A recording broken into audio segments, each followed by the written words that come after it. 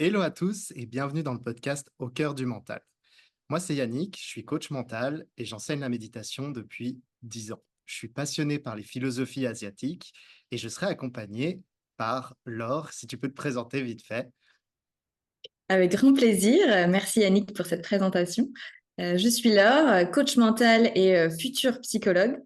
Et moi, je suis passionnée par la psychologie et j'adore utiliser la psychologie et la psychothérapie dans mes coachings. Mais je ne vais pas trop spoiler parce qu'on va parler un peu de tout ça aujourd'hui. Donc, je vais m'arrêter là pour la présentation.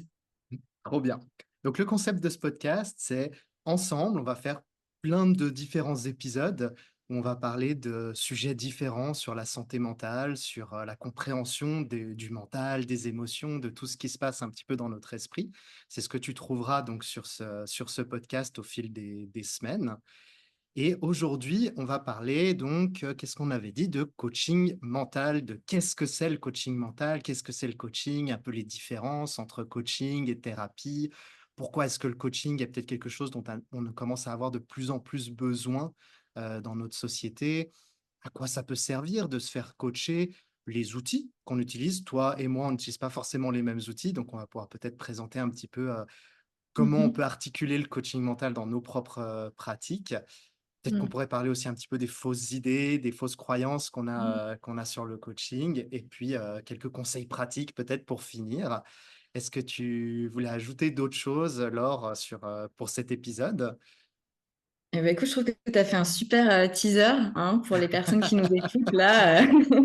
Vous savez pourquoi il faut rester hein, pour cet épisode.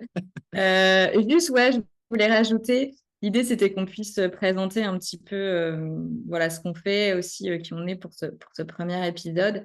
Et comme on est tous les deux coach mental, mais de manière différente, je trouvais ça aussi intéressant qu'on puisse voilà, expliquer un peu nos points de vue sur le sujet. Voilà. Trop bien, donc c'est un petit épisode un peu introduction. Exactement. Trop cool. Est-ce qu'on se lance? On se lance un petit peu sur chacun notre vision du coaching mental. On donne peut-être une petite définition de notre approche, parce qu'elle est peut-être un petit peu différente. Coaching mental, ça peut être très vaste. Il y a plein d'approches différentes. C'est vrai que c'est un peu des termes fourre-tout, comme on dit. Donc, Mhm. je pense que pour commencer, ça serait peut-être pas mal qu'on définisse un peu ce qu'on pense chacun du coaching et du coaching mental. Je te laisse commencer puisque j'ai déjà pas mal parlé, comme ça, Ça marche. je te laisse enchaîner. Ouais, alors comme tu dis, c'est vrai qu'il y a beaucoup de coaching, enfin surtout ça s'est pas mal développé, on entend beaucoup parler depuis quelques années. À la base, si je me trompe pas, le coaching, ça vient du sport, Mm. notamment le coaching sportif. Euh, Après, moi, j'ai choisi de pas, enfin, j'ai choisi l'appellation coaching mental parce que, alors, dans ce que je fais, ça pourrait être coaching de vie. Mais j'aime pas trop cette appellation-là parce que, bon, pour X raisons, mais l'idée, c'est pas que je vais pas vous dire comment vivre ou vous coacher dans votre vie. Et en fait, moi, je me spécialise un petit peu plus sur le mental, c'est-à-dire aussi enfin, tout ce qui va être force mentale, tout ce qui va être passage à l'action, et tout en prenant en compte les autres dimensions. Mais je trouvais que c'était plus représentatif de ce que je fais. Donc, la vision du coaching, ce serait des accompagnements, d'être là en aide. L'idée, c'est pas de vous dire quoi faire ou de faire à votre place, c'est plutôt de vous accompagner sur des personnes qui voudraient évoluer, qui ne savent pas comment faire seules ou qui ont du mal un petit peu seules, des personnes qui peuvent être aussi en souffrance sur certaines choses. Et je vois vraiment ça comme une co-construction aussi avec la personne en fonction des problématiques et de travailler ensemble pour que vous puissiez, que ce soit le plus bénéfique pour vous. Je dis ça parce que parfois on peut avoir cette dimension de on va vous dire quoi faire dans le coaching et on pourra peut-être en reparler entre différentes coaching thérapies, mais Ouais, tout à fait, ouais. c'est pas comme ça que moi je vois les choses, c'est plus une aide, un accompagnement co-construit et puis voilà. Ok, Si trop tu bien. Et veux tu fais une différence, genre, entre, quelle est pour toi un peu la différence entre coaching et coaching mental dans ton approche? Tu vois une différence ou pour toi c'est un peu des synonymes? Tu as parlé de coaching de vie et coaching, enfin, coaching mental, plus Mm. comme tu l'approches. Est-ce que tu peux peut-être un petit peu en dire un peu plus sur les différences que tu vois entre, Ouais. Alors, pour moi, le coaching tout seul, enfin, dire coaching, enfin, ça veut pas dire grand-chose, Ouais, finalement, parce que c'est vrai. c'est très large. Euh, Enfin, alors là, je vais parler personnellement, si je réfléchis, si je pense à... si quelqu'un me dit, oh, je me fais coacher, euh, je vais tout de suite penser à une personne qui se fait accompagner d'un point de vue plus action, de se dire, bah, elle va m'aider à réaliser des objectifs ou à faire certaines choses. Mais après, c'est très large, je trouve. Sur quoi exactement tu travailles? Quand tu dis coaching, tu peux pas, enfin, comme ça, tu peux pas savoir. Enfin, c'est mon avis. Donc, je Ouais, dirais que c'est la c'est un grand catégorie truc. générale. Ouais, c'est ça, c'est ça. C'est la Ouais, grande catégorie, c'est exactement. coaching. Ok, ouais, ouais. Je vois tout à fait. Et après, il y a les sous-catégories. Bon, après, tu as coach business aussi. Puis tu as des personnes qui vont spécialiser pour un type de personne. C'est-à-dire que tu as beaucoup de gens aussi maintenant qui spécialisent que pour les entrepreneurs. Hum, hum, hum, hum. Ce qui n'est pas du tout mon cas. Moi, voilà, je suis femme, enfin, j'accompagne des femmes, des hommes. C'est assez large.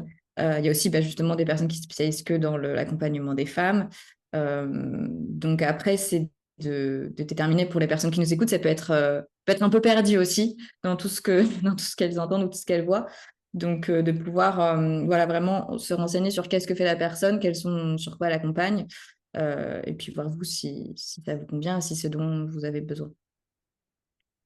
Ça Ouais, te parle ouais, complètement. Complètement. Moi, j'ai un peu la même définition, hein, et j'aime bien le côté que tu as amené dans le coaching. C'est peut-être plus quelque chose qui va dans l'action. Il y a une forme d'entraînement un petit peu Mhm. dans la notion de coaching. Et on verra justement sur peut-être les différences avec la thérapie qui est peut-être un petit peu différent dans l'approche. En tout cas, j'ai remarqué un petit peu ça.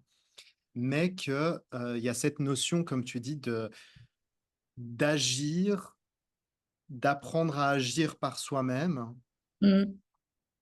Et finalement, coaching mental, c'est un peu genre coaching, c'est la grande, comme tu l'as dit, la grande famille, et mental dans le sens que, bah, en fait, on va peut-être, moi je le vois comme apprendre à renforcer, utiliser, maîtriser son mental, en fait, son esprit Mhm. et son cerveau et ce qui se passe dedans. Et je trouve que pour les gens, c'est un petit peu des fois difficile parce que dès qu'on est dans le mental, c'est quelque chose un peu de plus difficile à saisir, tu vois? C'est moins physique Mhm. dans le côté, dans la compréhension et c'est pour ça qu'en fait, j'aime bien comparer avec un coach physique, un coach sportif Mhm. et en fait, là où le coach sportif va t'aider à maîtriser, à apprendre, comprendre ton physique, apprendre à l'utiliser, à le décrasser, à le rendre, plus résilient, plus sain et cetera et Mhm. ben, finalement, un coach mental, on pourrait dire que c'est le même travail, mais pour ce qui se passe dans la tête, Mhm. en fait. C'est le corps, la tête et en fait, on va venir, essayer d'équilibrer le mental, le comprendre, augmenter sa résilience. En fait, de la même Mhm. manière qu'on Mhm. le fait pour notre corps, on peut le faire aussi pour notre mental, ce qui est peut-être un peu laissé de côté souvent. Mhm. Oui, tout à fait. Et enfin, la manière dont tu l'as décrit, c'est tout à fait. Enfin, ça rejoint aussi ma vision. Et pour faire le lien avec le coaching sportif, vous avez sûrement entendu parler aussi de préparation mentale. Il y a aussi Ouais. cette notion-là dans le sport. Et donc là, ça va être préparation mentale pour, on va dire, des compétitions, ou en tout cas sport de haut niveau. Donc là, on n'est pas on va pas vous préparer pour du sport ou pour autre chose, mais il y a cette notion de on va jouer sur, et tu disais ça peut être un peu flou, pour aider à comprendre, on peut penser aux pensées par exemple, travailler Ouais, tout sur à les fait. pensées, les croyances, travailler aussi sur les émotions, euh, Mmh. 100 qui peuvent, ouais. peuvent parfois aussi faire souffrance ou en tout cas bloquer certaines choses. Et puis travailler aussi sur les comportements. En tout cas, moi, je travaille aussi là-dessus. S'il y a Mmh. certains comportements que vous voulez changer, des nouvelles habitudes de vie ou des réactions face à certaines choses que vous voulez faire évoluer.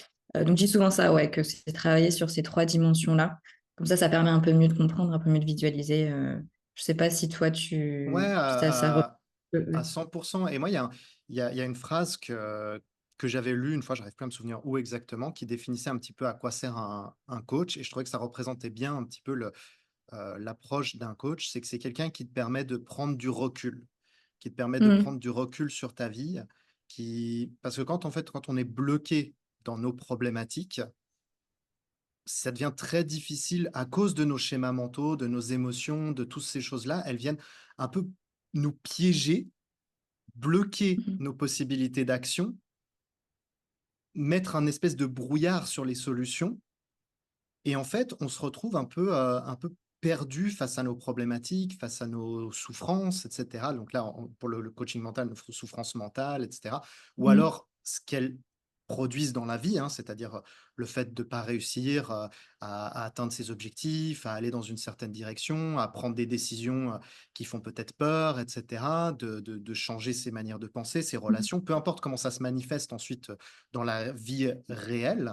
Mais qu'en fait, le coach, il vient t'aider à prendre ce recul, à te fournir en fait cette clarté, Mmh. cette hauteur, dans ta vie et ce qui est souvent, j'ai l'impression en tout cas avec mes clients, ce qui manque, c'est qu'en fait, moi je leur donne pas des solutions, hein, je leur dis pas quoi faire, et cetera. C'est plus les aider à voir ces solutions, à comprendre Mmh. où sont leurs zones de non-visibilité, en fait, où ils voient pas, les zones où ils se font piéger par leur propre Mmh. mental, par leurs émotions et en fait, en prenant ce recul, tu comprends les patterns, tu comprends ce qui se passe Mmh. mal et «Ah, bah, tiens, en fait, c'est vrai, la solution, Mmh. elle est juste là». Donc je trouvais que cette phrase d'aider à prendre du recul, à prendre de la hauteur et ben, elle résumait bien, en fait, ce que fait un coach et ce que c'est un coach, bon, pour le mental, justement, dans tes émotions, tes pensées et cetera. Mmh. Mmh. Qu'est-ce que tu Mmh. en Mmh. penses? Ça te parle? Ouais, pardon. Oui, tout à fait. En plus, souvent, parce que bon, en étant professionnel aussi, on a les connaissances derrière qui font qu'on peut aussi voir certaines choses. Et aussi souvent, quand on est avec soi-même, on est, voilà, on a un peu ces œillères comme ça. Et c'est le cas de tout être humain, hein. C'est pas, voilà, c'est pas spécifique aux personnes qu'on accompagne. Mais du coup, d'avoir une personne qui puisse aider à prendre de la hauteur ou de voir les choses autrement, à nouveau, comme tu as dit, pas en donnant la réponse, mais justement essayer de trouver ensemble finalement la solution en fonction des besoins des personnes, bah, ça permet aussi de changer aussi parfois les perspectives, parce qu'il y a beaucoup ça aussi sur les manières de voir le monde, de se voir soi-même et de voir les autres qui peuvent être aussi bloquantes. 100 Donc clairement, ouais. ouais, je te rejoins là-dessus sur ce changement-là de perspective. Et je voulais aussi rebondir sur ce que tu as évoqué avant sur la Mmh. résilience, Ouais. qui, je pense, est aussi quelque chose qui représente bien, enfin en tout cas pour moi, peut-être aussi pour toi, le coaching mental. Mmh. Je trouve aussi que, enfin, c'est des choses que je peux travailler aussi avec les personnes que j'accompagne. Et qu'est-ce que tu entends, toi, par la résilience? Que je te coupe, mais c'est vrai que c'est un terme où je pense que c'est intéressant d'avoir un petit peu ta définition sur ce que tu appelles la résilience, quand tu développes ça chez quelqu'un, qu'est-ce que tu Mm. développes, en fait, derrière? Parce que tu vois, la résilience, je sais pas, c'est un mot qui est un peu je trouve qu'il est un peu flou des fois. Oui, tout à fait, je suis d'accord avec toi. Sachant qu'il y a en fait, alors il y a la résilience et la croissance pardon, post-traumatique. Alors bon, OK. moi je mêle un peu les deux, sans rentrer trop dans les détails, mais en fait, de base, comment ça a été théorisé, la résilience, c'est quand il se passe quelque chose de difficile, c'est que tu puisses le gérer d'une manière qui soit saine et en fait que tu reviennes à ton état initial avant que l'événement est arrivé. OK. Et la croissance post-traumatique, c'est tu apprends en fait de ce que tu as vécu, tu en sors plus fort ou plus forte. Mmh. Et en fait, je trouve que finalement, bah, avec la définition de la résilience, tu reviens jamais à un état antérieur. Enfin, ça va forcément changer quelque chose, ce que tu as vécu. Donc, je trouve que c'est pas. Enfin, du coup, je mêle un peu les deux. Pour moi, OK. enfin, la croissance post-traumatique, enfin, c'est finalement ça fait partie de la résilience. Donc, en fait, il y a cette dimension-là. Il se passe un truc difficile dans ma vie. Comment j'y fais face? sans que ça m'envahisse, sans que je me fasse du mal ou Mmh. que je fasse du mal aux autres. Et puis après, c'est l'après aussi. Tu as l'après de, bah, qu'est-ce que je fais de ce que j'ai vécu, en fait? Heu, C'est super intéressant. C'est super intéressant parce qu'en fait, donc pour toi, la résilience, enfin, comme tu l'approches, en tout cas dans ta pratique, c'est ça part d'un événement et c'est comment tu mmh. construis sur cet événement quelque chose qui va t'aider dans le futur. Tu me dis, hein, si je me Ouais, alors ça trompe. ça peut être, plusieurs événements. C'est pas obligé que ce soit, OK, OK. un événement particulier. Sachant enfin, comme j'ai aussi la casquette psy, Ouais, on peut travailler sur le passé. Donc ça peut être aussi des événements qui se sont passés dans l'enfance ou dans l'adolescence, qui ont participé à notre construction. Et donc ça, c'est aussi une partie de la résilience, de comment est-ce que je peux, apprendre à vivre avec mon passé pour pas ouais, c'est qu'il me hyper fasse souffrance intéressant. ou qu'il m'envahisse. C'est hyper intéressant, tu vois? J'avais pas du tout cette vision-là, je l'avais pas réfléchi comme ça, la résilience. Pour moi, c'est pas tu vois, c'était pas quelque chose qui partait du passé et qui venait Mmh. ensuite se construire après. Pour moi, la résilience, dans la manière dont je l'approche, c'était, tu construis ta résilience dans le présent pour, devenir plus Mmh. résilient aux événements possibles du futur dans la vie et Mmh. cetera, tu vois? Justement Mmh pour mh. que si tu construis un mental que tu comprends mieux, si tu arrives à être mieux en «connexion» entre guillemets avec tes émotions, c'est-à-dire que quand elles arrivent, tu arrives à les comprendre, tu arrives un petit peu à les gérer, à connaître leurs messages et cetera. En fait, tu te fais moins piéger par tes biais Mmh. mentaux, tu te fais moins piéger par tes émotions et cetera et donc tu évites que certaines choses tombent dans justement, des formes de trauma ou des formes de de Mmh. de problématiques plus long terme, en fait. Mmh. Si tu as un bon mental, une bonne santé mentale et cetera, potentiellement, tu éviteras des blessures futures. Comme si tu t'entraînes avec ton physique, potentiellement, il sera plus résistant aux Mmh. impacts, physiques et cetera. Donc tu seras plus résilient aux blessures dans le futur. Et ben, tu vois, je le voyais comme ça. Donc c'est super intéressant que tu parles d'un événement passé et c'est presque une reconstruction, en fait. Mmh. C'est ça, hein? Oui, on peut parler de reconstruction. Après, je te rejoins quand même sur ce que tu évoques, Mmh. parce que c'est aussi, une manière, enfin, la manière aussi dont je vois les choses, Oui, un peu comme enfin, je sais pas si on peut dire ça comme ça, mais se préparer finalement ouais, mentalement, à ce qui pourrait, difficultés qui pourraient se passer. Du coup, quand ça arrive, bah, d'avoir le mental pour y faire face. Hem Souvent, en fait, le truc, c'est que souvent, les personnes, elles vont, et tu vas me dire aussi si c'est le cas pour toi, mais elles vont venir une fois que il y a un événement qui est passé, en fait. oui, c'est vrai. Et en fait, finalement, la notion que tu évoques, c'est une notion de prévention. Et ça, ce Mmh. sera encore un autre sujet. Prévention dans la santé mentale.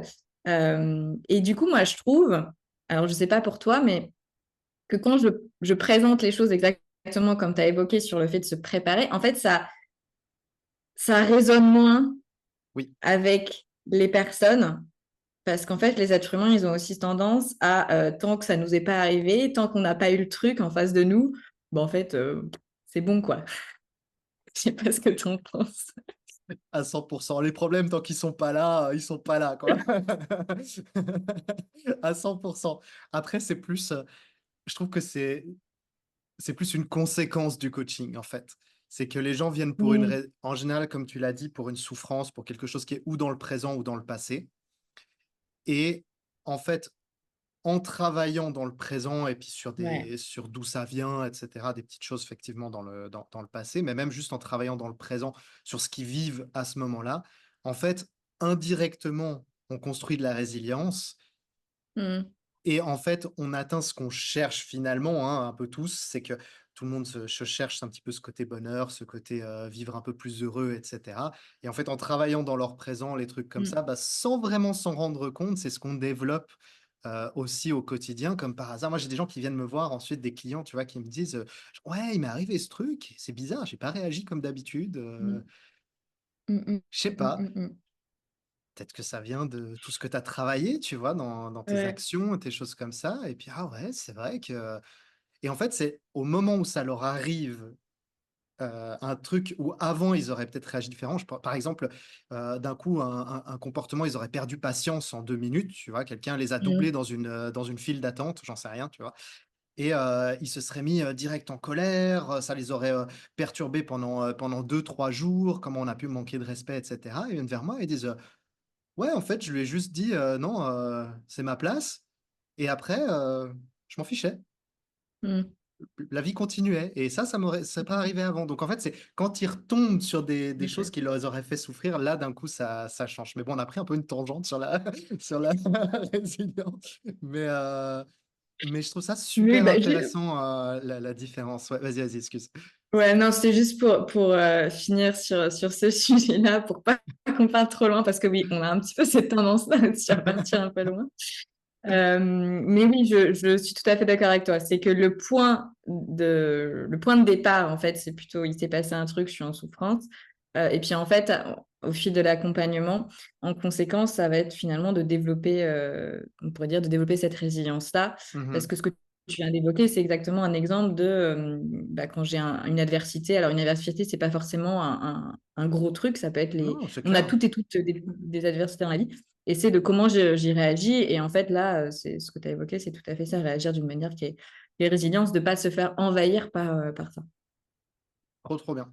Et moi, il y a une question que je voulais on en a parlé au tout début, qu'on aborderait ça et c'est vraiment un sujet Mm. qui m'intéresse surtout de ton point de vue puisque tu as les 2 casquettes, coach et que tu es aussi en fin d'études de psychologie Mhm. donc tu connais bien ce sujet et c'est toujours difficile pour les gens, j'ai l'impression, de savoir quand est-ce que tu dois aller plutôt du côté thérapie ou du côté coaching.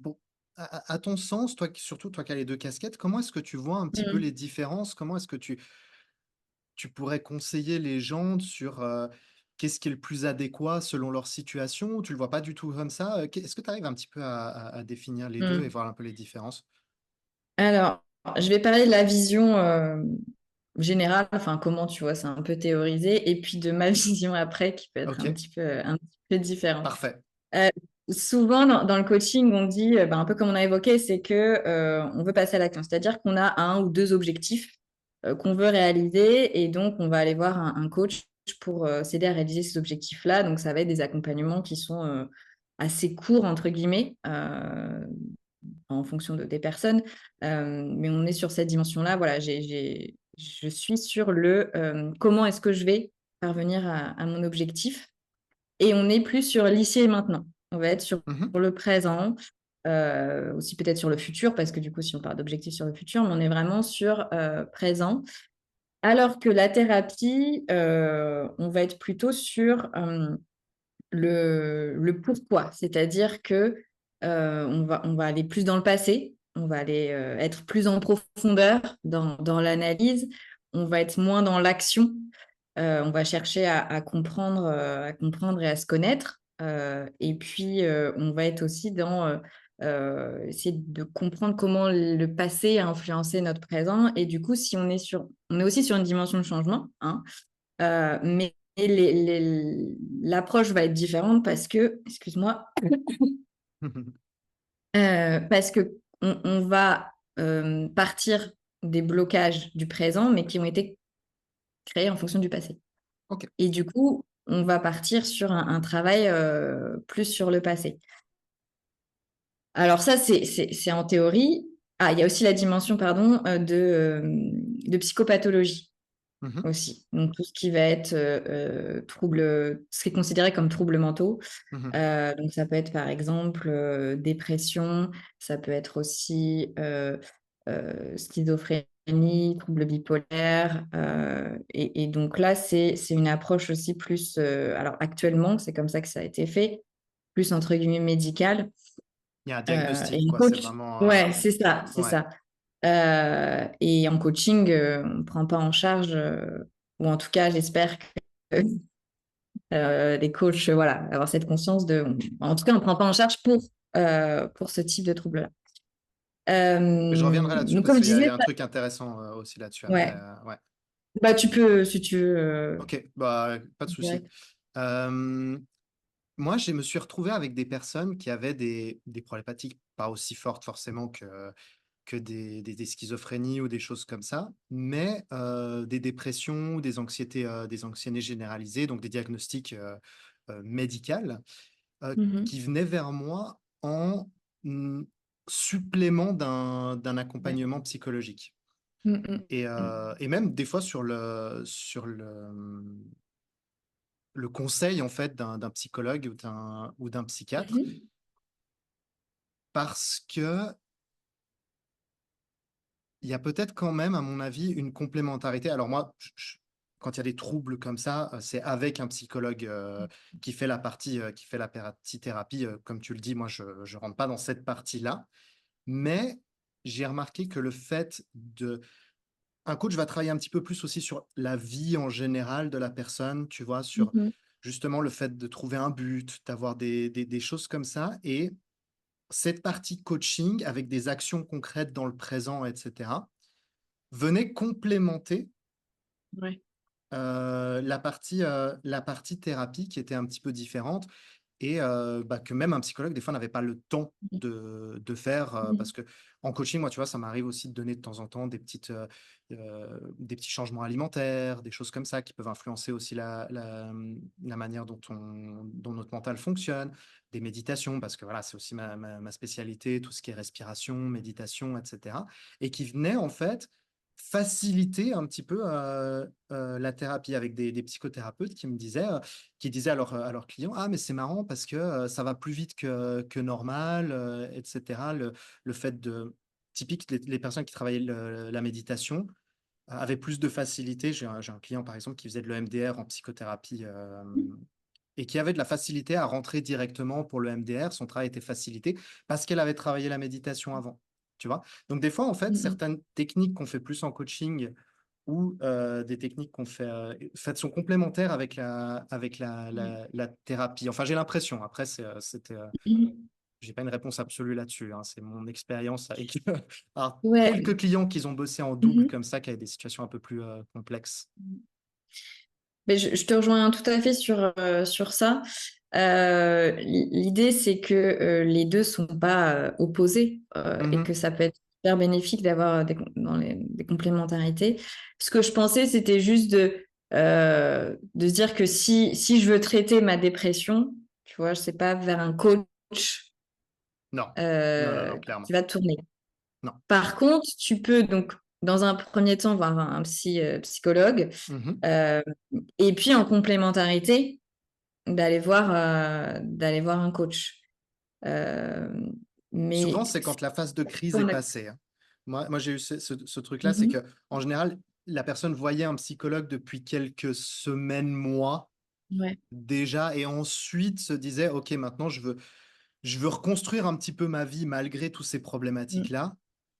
Donc maintenant que je suis un peu plus stable, que ça va mm, un petit peu mieux, que mon diagnostic, mon trouble s'est un peu stabilisé, des fois avec des médicaments, des choses comme ça aussi, hein». mhm, Et ben, que maintenant ils étaient dans un état où le fonctionnement était redevenu un peu plus normal, et que là, ils voulaient aller mm, un petit peu plus mm, loin dans leur reconstruction et mm, dans les actions qu'ils pouvaient faire, pour même des fois avec des envies d'aller un petit peu plus vite, des fois sur leur évolution, et cetera. Donc, ouais, non, je te rejoins tout à fait. Moi, c'est d'abord, on stabilise, et ça, mm. c'est pas mon rôle du tout.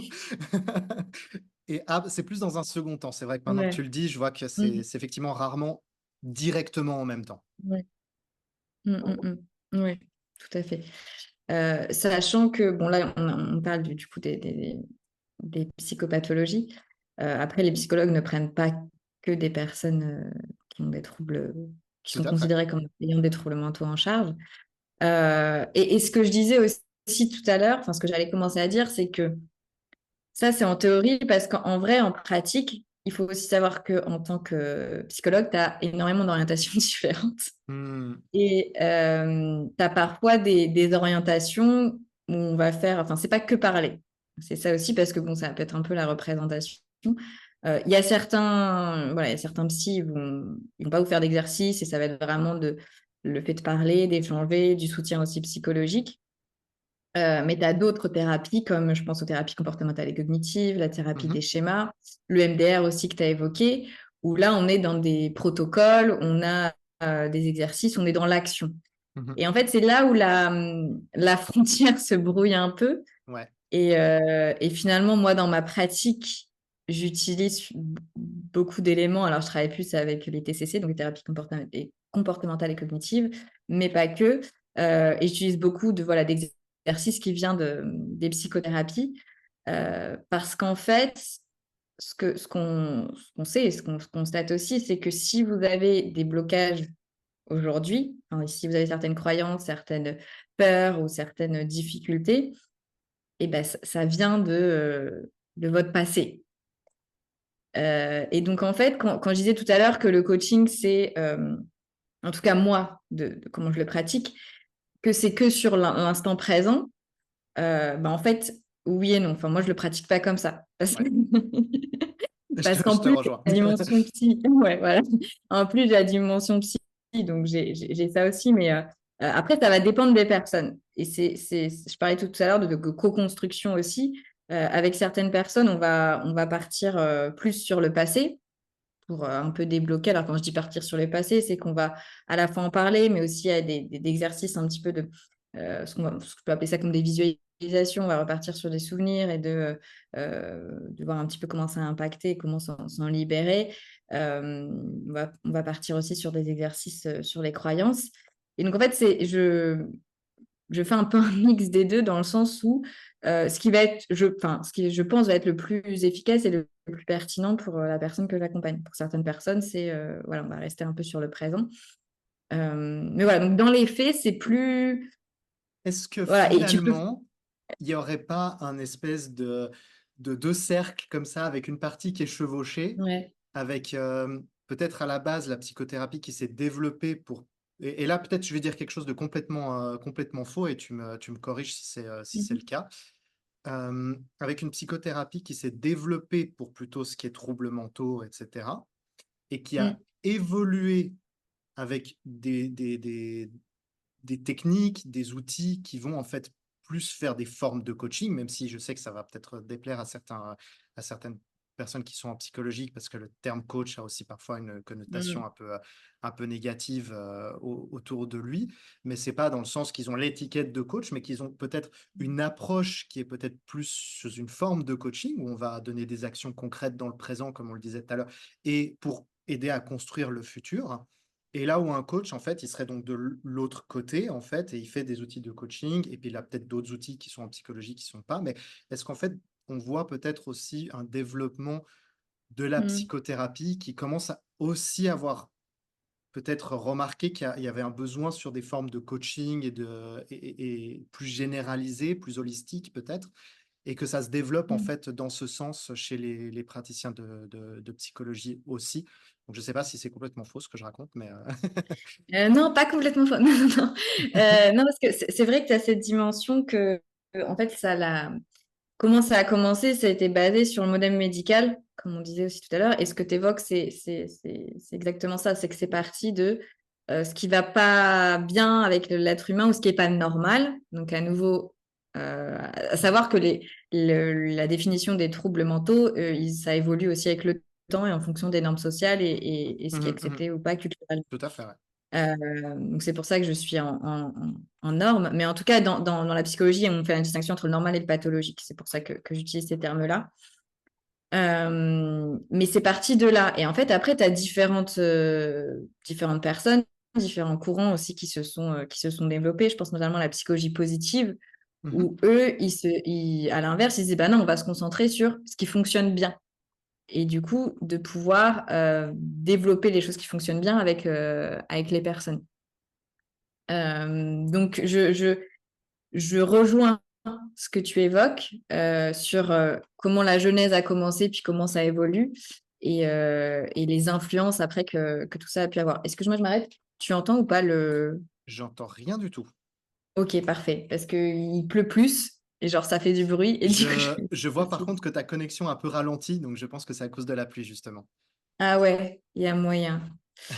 Euh, Ah, du c'est pas, coup, c'est oui, pas enfin, grave j'avais ici. fini ce que je voulais dire, mais... Non, il y a aucun souci. Il y a Ok. un truc que j'aime bien aussi, c'est parler Alors, il y a deux pensées que je vais juste partager là en même temps, elles sont un petit peu reliées. La première, c'est que moi, ce que j'ai l'impression d'avoir remarqué, c'est que la partie thérapie, et en fait, je différencie thérapie coaching de psychologue coach. Parce qu'en fait, c'est deux, il y a des étiquettes avec des Mm. diplômes et des choses comme ça qui sont des étiquettes de travail, et coaching et psychologie qui sont des outils, en fait, des domaines Mhm. de compétences, de savoir, etc. Un coach peut avoir des connaissances en psychologie. Personne ne lui empêche Ouais. d'apprendre la psychologie. Mm, mm, mm, mm, Et puis un psychologue, rien ne l'empêche d'apprendre des techniques de coaching qui ont été développées, etc. Donc en fait, je pense que j'aime bien ouais, séparer ces deux mots parce que je pense qu'on a un petit peu trop tendance à se dire que, en fait, on s'attache beaucoup à l'étiquette de travail où les psychologues, ils ont des diplômes particuliers, une formation particulière, et les coachs, une formation différente. Et je pense que c'est très important que des coachs se fassent pas appeler psychologues, etc. Qu'enfin, on essaye vraiment de savoir nos limites et ce qu'on est appelé par notre diplôme et par notre formation à faire. Et après, dans la partie thérapie et coaching, moi j'ai un peu l'impression que la thérapie, c'est vraiment, j'aime bien cette image, et c'est vraiment une image de ma part, où on part d'en dessous de bien, tu vois, et on mm. remonte à normal, ok, on fonctionne à peu près normalement, et la pratique du coaching, elle vient ensuite à, genre, on Mm, était à peu près bien et on veut commencer à vivre notre vie, genre vraiment à en profiter, à vraiment construire, qu'elle nous ressemble, qu'elle mm, soit plus paisible, plus facile à vivre, etc. Donc en fait, j'ai un peu l'impression que, et encore une fois, je ne parle pas de psychologue ou de coach, mais plutôt du domaine de mm, compétences où la thérapie va t'aider à soigner et ensuite le coaching va arriver pour améliorer ta vie au quotidien. mm, mm. Qu'est-ce que toi tu penses Oui. de ça? C'est vrai que c'est vrai on dit aussi ça que les personnes qui vont voir les psychologues quand ils vont pas bien, en gros, c'est les Mhm. personnes qui vont pas bien qui vont voir les psychologues. Et les personnes qui vont voir des coachs, c'est qu'elles elles vont bien et mais qu'elles veulent aller mieux. C'est-à-dire que la base est différente. C'est vrai on- enfin, pour rejoindre ce que tu évoques, euh, parce que du coup, enfin, dans les thérapies, on va travailler sur des choses un peu plus profondes aussi, puis on touche aussi sur une souffrance psychologique Mhm. qu'on va pas forcément toucher. Alors, je dis pas que les personnes qui vont voir des coachs, ils souffrent pas, mais en tout Non, cas, bien sûr, bien c'est sûr. quand même différent sur la problématique. Ouais, je pense qu'il y en a vraiment une partie, c'est il faut soigner, il y a de l'urgence, il y a une Mm, plaie qui saigne, il y a quelque chose vraiment qui est urgent à soigner, et les autres personnes veulent vraiment améliorer leur vie, quoi. Leur vie, elle leur correspond mm, pas. Bien sûr qu'ils souffrent, hein, ils souffrent au quotidien parce que leurs relations vont pas, parce que plein de choses, mais ils sont peut-être pas dans la même détresse, dans, il n'y a pas besoin, je pense, d'être en dépression pour souffrir. Tu vois ce que je veux dire? ouais, oui, oui, oui. Mm, Et on mm, peut mm, avoir une vie qui est à peu près équilibrée et quand même souffrir énormément dans sa vie parce mm, que on est coincé dans nos schémas, parce qu'on n'arrive pas à transformer notre vie comme on le souhaiterait, parce que je veux dire, il y a des gens, mm, ils ont déjà l'argent, la célébrité, le machin, et ils souffrent toujours, hein. mm, Il y a pas de mm, mm, mm, la oui, souffrance, elle est inclusive, la souffrance. Elle intègre tout le monde. oui, pour tout le monde, oui, oui, Voilà. oui, Donc en tout à fait, fait. voilà, Mm, c'est pas forcément une question de souffrance, mais peut-être qu'il y a une question d'urgence, de soigner quelque mm, chose, comme tu disais, dans le passé, etc., mm, ou dans l'urgence du présent, parce que bah, il y a un danger pour la mm, personne, etc. Et dans ce cas, on va l'aider à aller mieux. Et après, on va peut-être l'aider à améliorer sa vie. Et mm, encore une fois, on peut aller faire du coaching avec un psychologue qui est formé au coaching aussi. Il n'y a pas mm, de, mm, mm, il y a pas mm, mm, de problème avec ça. Il y a des psychologues mm, mm, mm, qui sont très compétents en coaching et des coachs qui sont très bons en coaching. Et des fois, il y a des psychologues qui sont très mauvais en coaching. C'est pas leur domaine. mm, mm, C'est beaucoup mm, mm. plus justement, ils font vraiment de la thérapie pour des personnes qui ont besoin d'être soignées, etc. Mais une fois que cette problématique est soignée, les aider à améliorer leur vie, et cetera, c'est pas Mmh. vraiment leur domaine et c'est pas leur, Mmh, mmh, mmh. le truc qui les fait vibrer, hein, peut-être tout simplement.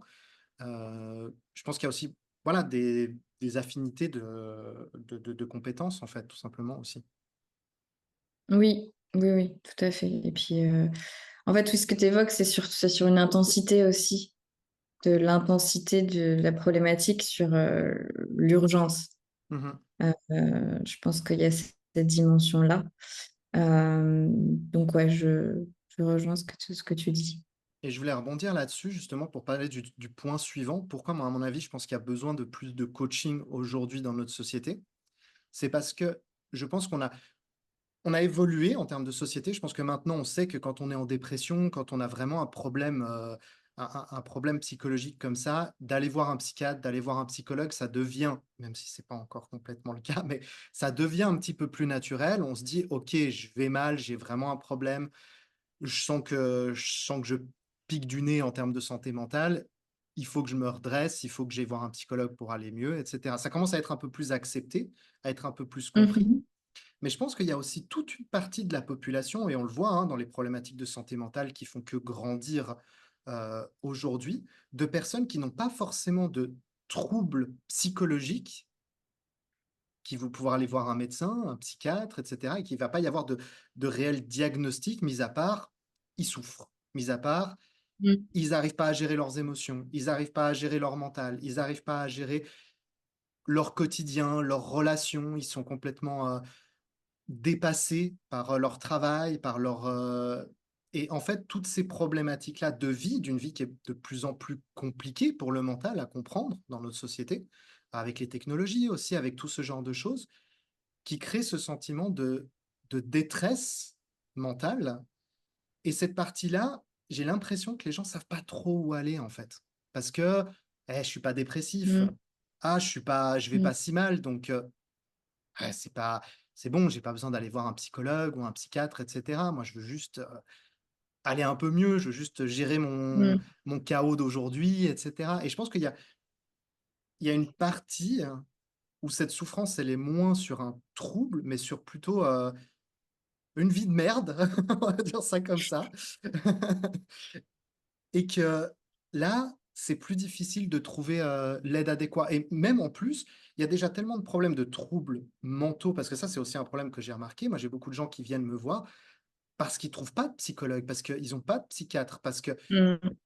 leur situation est pas si urgente que ça dans cette manière-là, et que en fait, bah, on sait que la santé mentale, c'est un problème qui devient de plus en plus grand et que les psychologues, ils sont déjà du boulot, il y a pas de Mmh. problème. Ils sont déjà bien dépassés. Les psychiatres, c'est encore une autre histoire, Ouais. pour avoir des rendez-vous chez les psychiatres, c'est très compliqué, et peut-être qu'il y aurait besoin de justement ce domaine du coaching, à mon avis, pour prendre en charge une partie qui n'a peut-être pas Mmh.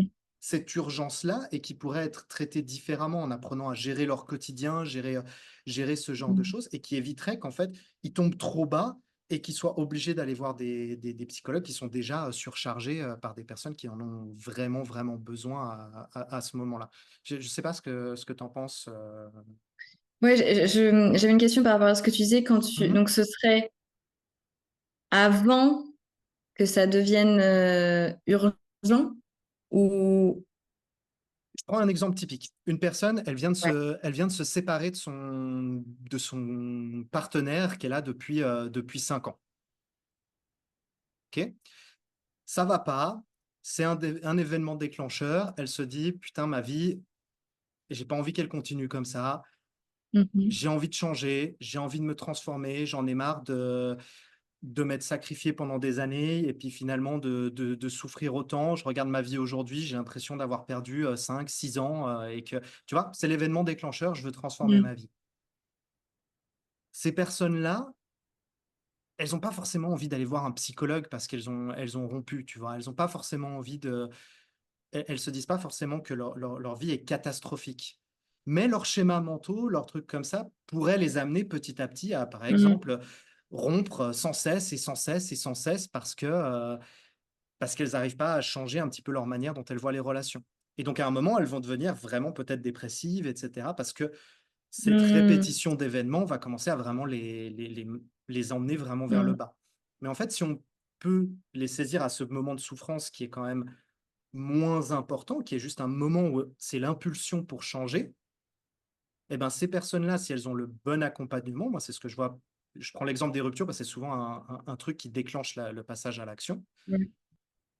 Et ben, quand les personnes se font accompagner à ce moment-là pour se transformer, pour changer un petit peu leur manière de penser, et ben, en général, leur vie, elle remonte vers le haut. Cet événement qui est difficile est Mmh. l'impulsion pour aller vraiment beaucoup mieux. Il y a un avant-après et elles se disent: «Putain, en fait, c'était la bonne impulsion qu'il me fallait à ce moment-là».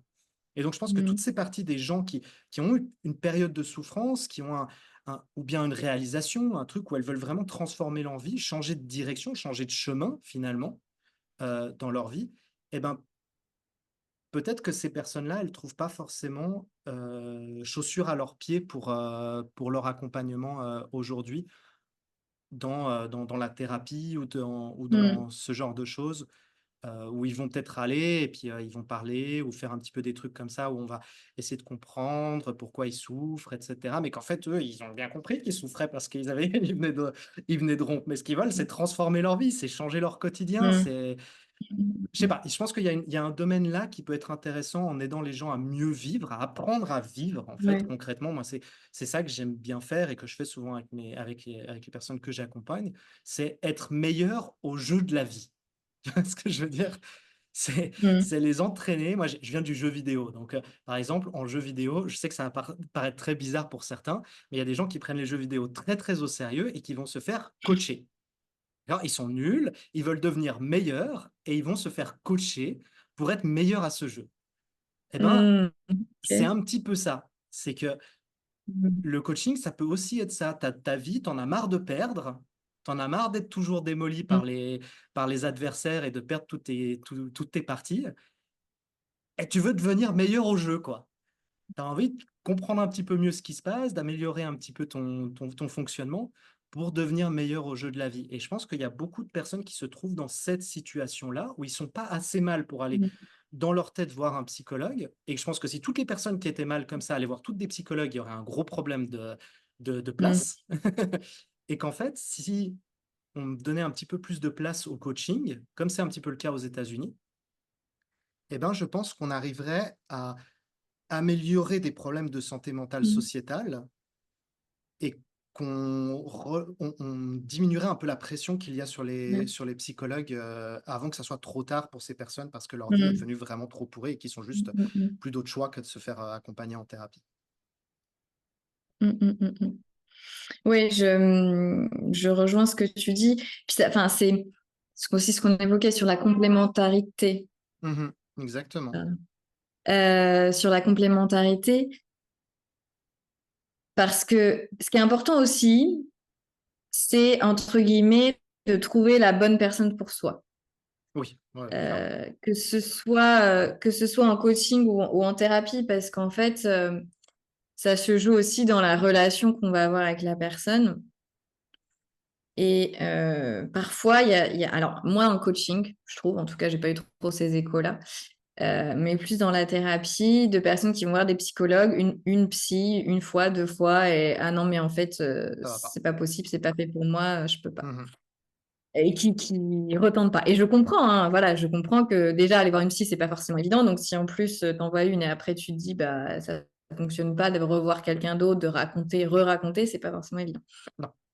Pour autant, c'est des métiers qui se jouent beaucoup dans la relation. Et la relation fait aussi partie du rétablissement, et que ce soit finalement en thérapie ou en coaching. Euh, et en fait, donc pour les personnes, c'est d'essayer de pouvoir trouver. Alors, c'est pas forcément évident non plus, mais avec maintenant les réseaux sociaux ou, enfin, je sais pas, les sites internet, on peut voir un petit peu comment travaille la personne, Mmh. de voir un peu ce qu'elle fait pour trouver quelqu'un qui leur conviendrait au mieux. Ouais. Et peu importe que ce soit coach ou psy, après, ça dépend des problématiques des personnes. Mais justement, en fonction de, OK, quelles sont vos problématiques? Qu'est-ce que vous avez besoin? Qu'est-ce que vous aimeriez travailler et comment? Et en fonction de ça, de pouvoir décider, est-ce que c'est plutôt du coaching ou est-ce que c'est plutôt de la thérapie? Mmh. Euh, du coup, ça part de se renseigner aussi, essayer d'avoir des informations. Alors, je pense que l'accessibilité à l'information, elle est quand même, enfin, de nos jours, c'est quand même plus facile. Euh, et à partir de là, pardon, à partir de là, de pouvoir décider pour soi-même, en fait. Et c'est aussi après aux professionnels de se dire, bah, ok, la personne là qui vient me voir, est-ce que je peux réellement l'aider? Est-ce que je peux vraiment répondre à ses besoins? Et que ce soit un coach ou un psychologue, de se dire, bah, si ça, c'est en dehors de mes compétences, je vais plutôt soit orienter vers quelqu'un d'autre, soit proposer autre chose. Dans vraiment l'idée que les deux peuvent être complémentaires, Mmh. que peuvent apporter des choses différentes ou similaires, et que au final, c'est important pour les personnes qu'elles puissent décider pour elles-mêmes qu'est-ce qu'elles pensent être le plus pertinent pour elles.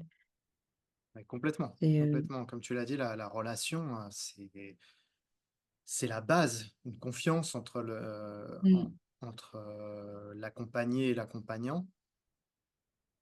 Ouais, ça fait une grande partie du travail. On est totalement d'accord et des fois, le courant, il passe juste pas. Il passe juste pas mmh, et ça, c'est un super message que tu as et je pense qu'on va insister dessus.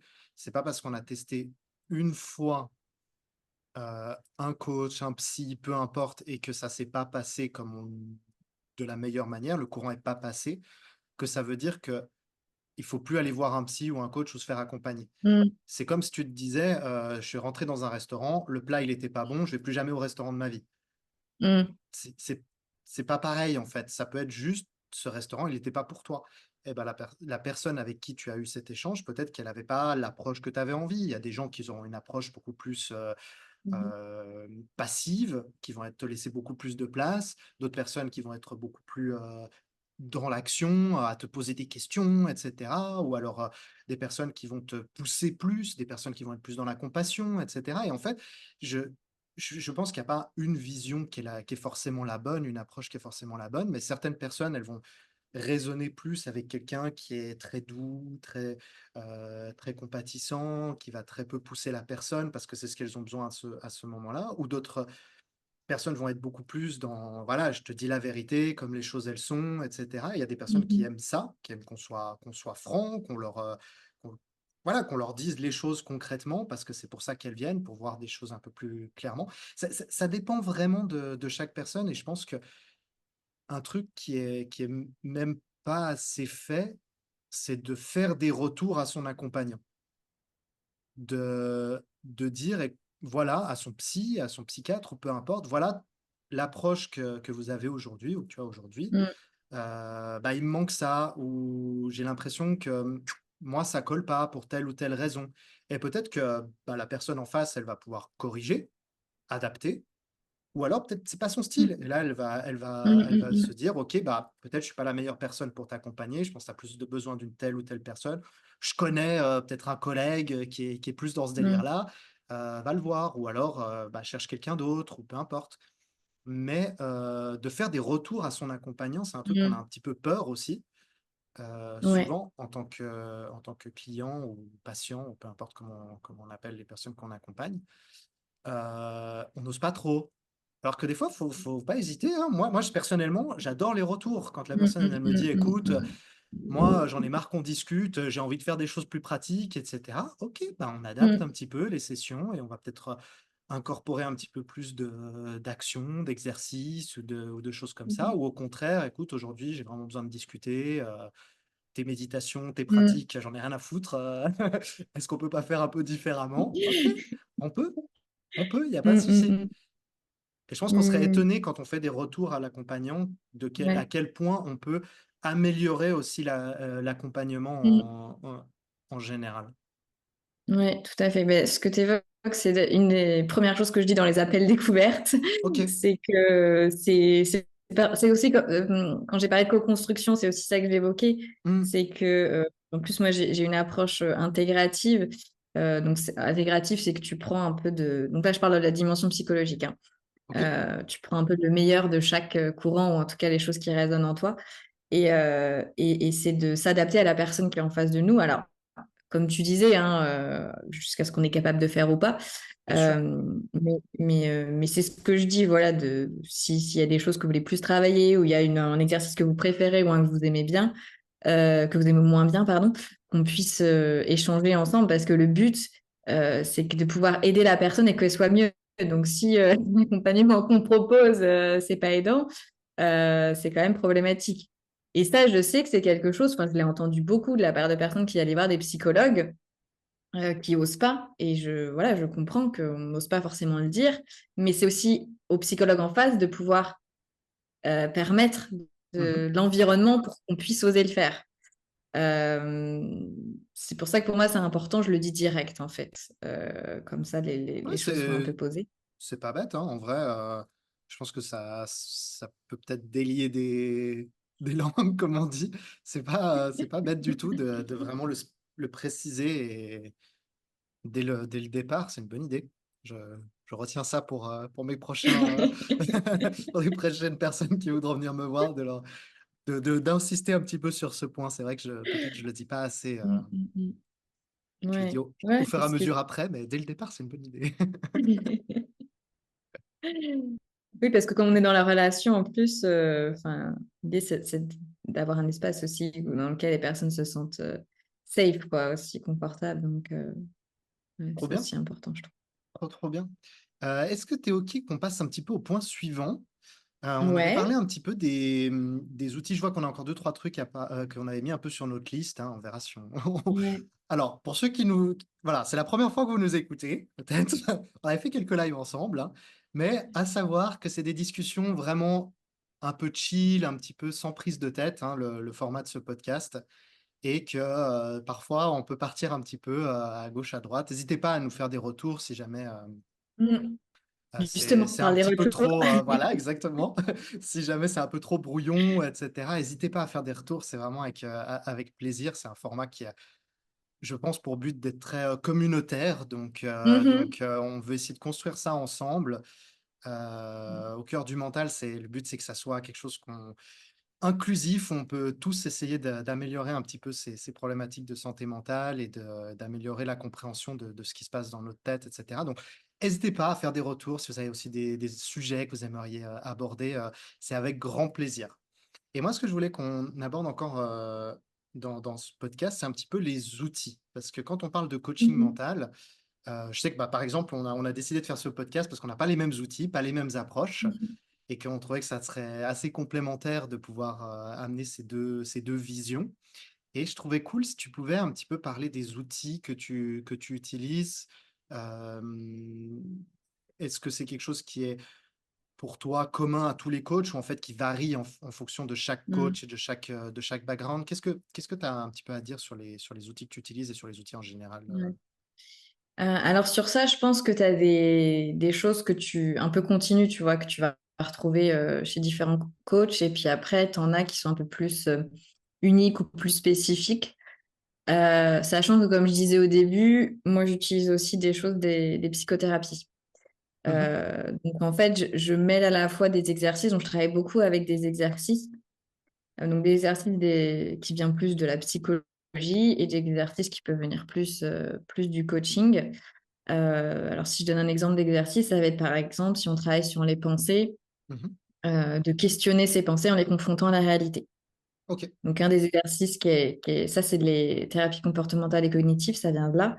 On appelle ça la méthode socratique. Donc, c'est d'aller voir un petit peu dans la réalité, qu'est-ce qui va à l'encontre de ma pensée, qu'est-ce qui la prouve, qu'est-ce qui montre qu'elle est fausse.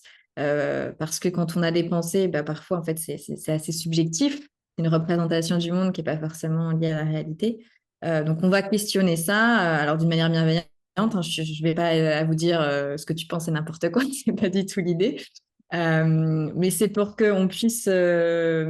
On parlait de changer de perspective tout à l'heure, mais c'est ça, c'est de voir en fait, ok, on a nos pensées qui sont créées, et comment est-ce que elles peuvent nous faire souffrance, comment est-ce qu'on peut diminuer l'impact que ça a sur nous et la souffrance que ça peut procurer. Donc ça, c'est une des choses. Alors moi, je suis assez, puis on en avait, on en avait discuté un peu. Je suis assez dans le cognitif, donc dans la dimension un peu plus rationnelle, dans le sens où les outils que j'utilise, ça va être pas mal des questionnements. Après, si on travaille sur les émotions, on va aussi faire des exercices de régulation émotionnelle. Mhm. Euh, Qu'est-ce que tu entends donc, par des si exercices de régulation émotionnelle avec ton approche? alors, ça va être par exemple de la respiration, ça va être, il y a un exercice qu'on appelle les cinq sens, Mhm. où on va en fait se concentrer. Donc ça, c'est par exemple quand vous avez beaucoup d'émotions qui viennent d'un coup et que vous êtes dans une situation, en fait, ce qui ramenait les émotions, c'est soit par rapport à quelque chose de passé qui vous renvoie, enfin le présent vous renvoie à quelque chose de passé. Et Mhm. donc, du coup, ça va être de dire à votre cerveau que bah, la situation, c'est pas celle du passé et qu'il est en sécurité. Et donc, pour ça, c'est se concentrer sur qu'est-ce que je vois. Donc, je me dis des 500, qu'est-ce que je vois devant moi, qu'est-ce que j'entends, qu'est-ce que je sens. Enfin, voilà, je ne vais pas vous faire toute la liste. Mais l'idée, c'est de se réancrer, en fait. Voilà, de se Ouais. dire, bah, là, je suis dans l'instant présent. Ça permet de faire diminuer les émotions. Donc, ça peut être des exercices de régulation émotionnelle. Et puis, sur les comportements, je peux faire des jeux de rôle aussi. Ok, ouais. Euh, Si c'est par exemple des personnes qui veulent apprendre à mieux s'affirmer parce que elles ont l'impression, enfin, elles n'arrivent pas à dire leurs opinions ou elles ont du mal à défendre leurs droits ou à dire leurs besoins, ben moi, je vais jouer une personne, soit de leur entourage, soit quelqu'un de fictif. Et donc, en fait, et la personne joue son rôle. Et du coup, en session comme ça, on Ça fait des permet jeux de de rôle. Puis j'aime s'entraîner, en bien un fait, c'est peu ça? Exactement, tout à Trop fait. cool. Euh, J'aime bien aussi parfois un petit peu pousser parce que l'idée, c'est que, alors toujours en respectant la personne en face, hein, mais c'est qu'en en répétant comme ça, en s'entraînant, quand on va être dans la situation, ça va être beaucoup plus facile. Et puis, quand tu parlais tout à l'heure du jeu, tu vois, je trouve aussi que j'ai un peu cette approche un peu parfois ludique aussi de jouer un peu sur certaines choses. Donc ça, c'est ouais, c'est des exemples d'outils que je peux donner. Euh,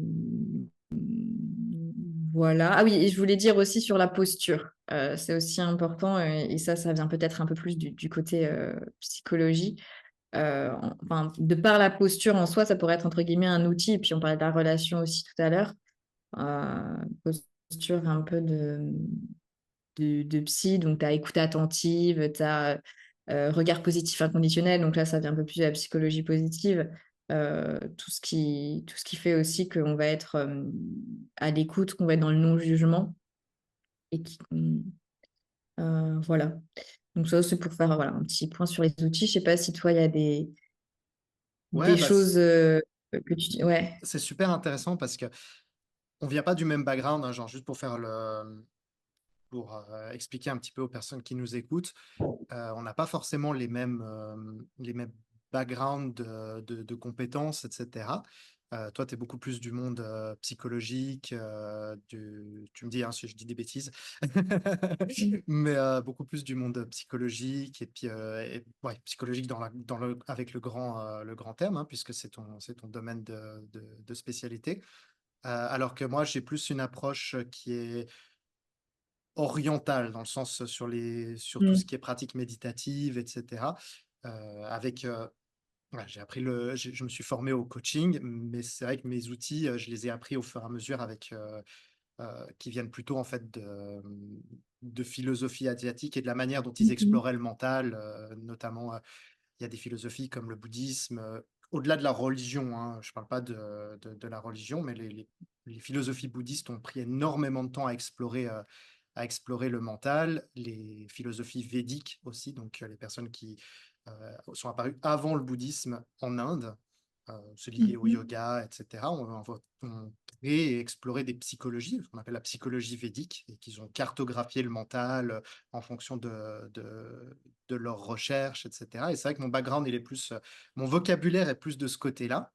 Mais ce que je trouve extrêmement intéressant, c'est qu'en fait, il y a plein de choses qui se rejoignent, en fait, même si on n'a pas les noms, même si on n'a pas exactement les mêmes outils, les mêmes approches. En fait, je remarque, là, tu vois, quand tu parles, qu'il y a des choses qui se connectent. C'est-à-dire, par exemple, un principe fondamental, je pense, pour changer le fonctionnement de son mental et changer sa vie, c'est de changer ses croyances. Tu parlais tout à l'heure un Mhm. petit peu de changer sa vision de la réalité, de confronter ce qui se passe à l'intérieur de notre tête, qui est biaisé. qui n'est pas une représentation fidèle de la réalité. Et en fait, Mmh. ça, dans les psychologies, védiques, ils l'ont compris vraiment assez vite. Ils se sont dit: «On a un problème, c'est que si on veut être mieux, être heureux et pas être l'esclave de son mental, eh ben, il faut d'abord apprendre à comprendre à quel point il est imparfait, en fait, et à quel point il tire des conclusions, il transforme la réalité». Et on appelle ça des alors il y a un mot, j'ai un doute sur le mot, mais normalement ça s'appelle des klishtas en psychologie OK. védique. Et en fait, c'est comme des filtres que l'on met entre la réalité et notre Mmh. perception des choses. Et donc en fait, en mettant ces filtres-là, eh ben, on perçoit les choses pas comme elles sont réellement. Je prends un exemple très bête, hein, on a envoyé un message à quelqu'un, il nous répond pas pendant 2 jours. Mmh. Et là, qu'est-ce qu'on va se dire? Il m'aime pas, il a plus envie de me voir, ou bien, peu importe les idées qui peuvent nous passer. On a tous eu ce genre de réflexion. Et ensuite, réalité, la personne, elle était partie en voyage pendant 2 jours, elle avait éteint son téléphone et elle répond quand elle est revenue.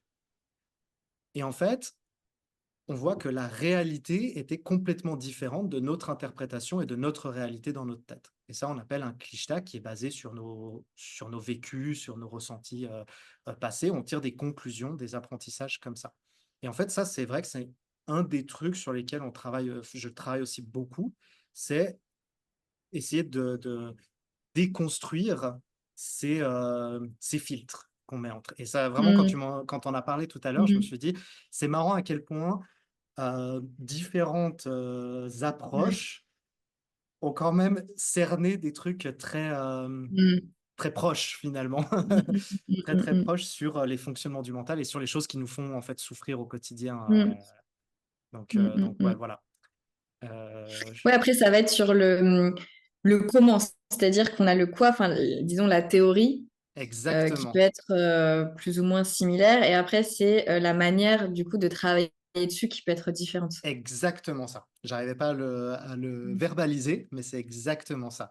Nos outils Mmh. sont peut-être différents, mais c'est marrant parce que l'essence de ce qui a besoin d'être Mmh. fait pour aller mieux avec son mental, il y a quand même beaucoup de choses qui se connectent. Et bah, Mmh c'est mh. super cool d'avoir présenté un petit peu tes outils. Je pense que c'est non exhaustif, ça dépend un petit peu Oui. des gens quand ils viennent. Ça sert à rien de Oui, faire une liste, alors mon CV, c'est ça. c'était pas vraiment De le toute façon, but, j'ai répertorié ça aussi dans un classeur, avec, plein d'outils, comme ça donc bon ça s'ajoute aussi au fil du temps donc oui, il y Mais en je a pense que beaucoup. c'est sans parler même des outils que tu combines, parce qu'il y a des fois, il y a des besoins Oui, spécifiques oui, et on invente un tout peu à sur le fait, moment, pour spécifiquement la exactement. personne. Mais C'est ça, ouais, parfois c'est en séance, genre la personne me dit un truc et là, ah, j'ai un truc qui me vient, bah bien, on va faire ça, tu vois? Genre, voilà. je sais pas si ça te fait ça toi aussi, Ah mais oui, oui, clairement. Ça m'est même arrivé d'inventer des méditations sur place juste pour la personne. Inventer dans le sens, c'est pas vraiment genre, je crée n'importe quoi, c'est plus, d'un coup, tu sens que le truc exactement dont la personne a besoin, c'est un peu une espèce de combinaison d'un truc que tu mélanges avec un autre et puis qui: «OK, on va tester quelque chose». Des fois, ça ça, marche pas, hein, mais exactement. des fois, c'est exactement ce qu'il fallait. Là, c'est le côté intuitif un petit peu du Mmh, coaching et de la psychologie parce que, tu peux avoir toutes les théories que tu veux. Il y a des fois, il y a mmh, des trucs, c'est un peu au feeling, quoi. mmh, On teste des tout choses à et on fait. voit comment ça se passe. Mais, Ouais. donc ouais, ben, personnellement, mes outils, comme je disais, c'était un petit peu plus sur le côté oriental. Donc, on retrouve beaucoup tout ce qui est, méditatif. Alors les gens, quand je dis méditation, ils pensent, juste s'asseoir comme ça, ne penser à Mmh rien et cetera. Bon, ça, c'est un peu le cliché de la méditation. En réalité, la méditation, c'est plein d'outils qui permettent de faire différentes choses. Il y a des méditations qui sont plus pour, comprendre ses émotions, des méditations qui vont être beaucoup plus sur, le travail de l'ego, donc de son identité, de ce à quoi on se réfère, sur, d'autres qui sont sur comme on a dit, les klishtas, donc nos manières de voir la réalité. Il peut y avoir sur les perceptions, sur les sens, sur, des choses qui vont être plus pour le stress, plus pour l'anxiété, donc tout ce qui va être, perception du futur, des choses qui vont être plus sur, ce qu'on appelle les samskars qui se relient un petit peu au trauma, mais même si on ne travaille pas forcément sur les traumas en direct, en fait, il y a des théories dans les psychologies védiques qui disent qu'en fait, il y a une partie des émotions qu'on vit dans les traumas qui ne sont Mmh. pas correctement digérées et qui restent en fait présents, dormants à l'intérieur de nous et qui sont rappelées en fonction des situations qu'on vit. On va chercher dans ces espèces de stockage émotionnel et puis on les refait vivre. Et il y a des méditations qui existent un petit peu pour essayer de les laisser revenir petit à petit, mais qui se font avec un accompagnement, avec un suivi. Donc c'est beaucoup, beaucoup de techniques méditatives en mouvement, OK. en respiration, beaucoup de formes de respiration en changeant le rythme cardiaque et cetera. On peut influencer aussi tout ce qui est sur le système nerveux. Donc il y a aussi une grande dimension physique en fait Mmh. dans mon approche et bah, après comme tu disais effectivement on discute aussi, donc essayer j'utilise beaucoup d'outils comme le questionnement ouvert, l'écoute Mmh. active, et cetera. Je pense que ça, de toute façon, c'est tout le monde devrait apprendre ce genre d'outils parce que si on était Mmh. capable de s'écouter un tout petit peu plus correctement et de réellement, aider la personne à clarifier ses idées, ce qu'elle ressent, ce qu'elle comprend, et cetera, l'aider à aller vers sa propre introspection, donc comprendre ce qui se passe en elle, par le questionnement, par la discussion. Ça, Mmh. je pense que c'est tout à fait, c'est extrêmement important. Donc, ouais, c'est un petit peu comme ça que je travaille, un peu de Mmh mh. de de discussion, d'introspection pour la personne et puis ensuite on travaille beaucoup des outils, plus, pratiques, méditatifs et Ouais. cetera et puis, Mmh. de remettre en cause aussi. Il y a des méditations, en fait, on pense tout de suite à être assis, mais il y a aussi des méditations qui sont au quotidien, c'est-à-dire une vigilance sur nos propres comportements, sur des automatismes, sur, des réactions. En fait, la méditation, ça peut être aussi au quotidien sur juste moi, ce que j'aime bien sur la méditation, c'est en fait essayer de prendre des choses qui sont inconscientes aujourd'hui et dans lesquelles on est esclave, en fait, ou qui sont automatiques et de les amener dans la partie consciente et de réussir à les voir se passer et ça, c'est du travail qu'on fait, Mmh. dans la méditation genre, journalière en fait un petit peu, voilà, ça c'est un peu plus, mon approche, du coaching mental. Comme ça, on voit qu'il y a vraiment pour tous les goûts, Ouais. hein. Mmh mh. Tout à fait et ça m'intéresse, beaucoup d'en savoir plus et je pense qu'on fera des épisodes aussi un peu plus, pratiques où, tu pourras aussi présenter un petit peu ce que tu fais. Là, on est un peu en introduction de voilà, on parle de plusieurs Exactement choses. et ça sera la même chose pour toi parce que moi, les parties jeux de rôle et ce genre de choses, je n'y connais rien. J'étais nul en théâtre. Bah, écoutez, on va demander aux personnes qui nous écoutent si vous voulez qu'on vous fasse un épisode jeu de rôle, C'est dites-le pas nous en bête ça. commentaire, Ça, c'est hein, pas bête ça. voilà. Si ça vous intéresse, n'hésitez pas à nous le dire.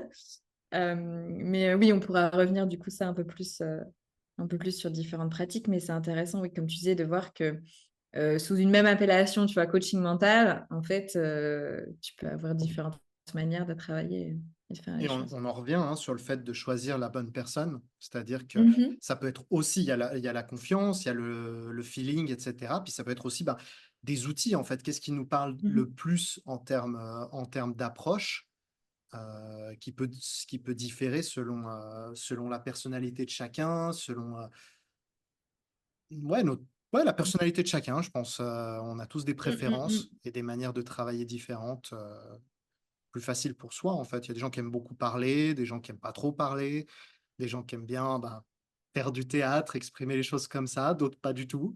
Mmh. Ça dépend, ouais, je pense que c'est important de trouver aussi, le coach ou le psychologue qui a un outil qui résonne aussi un petit peu avec, Mmh avec nous. mh, mmh mh, mmh. Ouais, tout à fait. Trop bien. Exactement. Je vois qu'on avait noté, fausses croyances, mythes, mais je crois qu'on a tapé là-dedans, pas mal pendant, Ouais, on pendant en a l'épisode. parlé, ouais. Juste si je pouvais, parce que j'ai pensé à quelque Mmh chose, mh, mmh. là-dessus, c'est alors c'est aussi, véhiculé par le développement personnel, mais on peut avoir aussi cette idée que le coaching, c'est, très individualiste et que, on ne prendrait pas en compte toutes les influences sociétales ou tout ce qui peut se jouer au niveau collectif. Parce Ok. que enfin, en tout cas, moi, j'ai beaucoup entendu ça. Je sais pas, toi, de ton côté. J'avais pas fait Euh, cette réflexion, mais ça m'intéresse énormément, ouais. Parce que comme on travaille sur, finalement, c'est l'individuel, on se change, enfin, on s'évolue soi. Et en fait, il y a cette dimension responsabilisation derrière.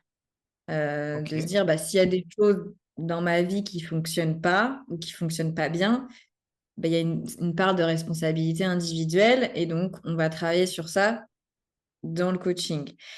Et ce que je peux constater, c'est qu'à l'extrême, du coup, dans le développement personnel, c'est de se dire Mhm. que la responsabilité, elle est que individuelle. Et en gros, si tu as des problèmes dans ta vie, c'est que de ta faute et tu dois bouger les fesses pour les changer.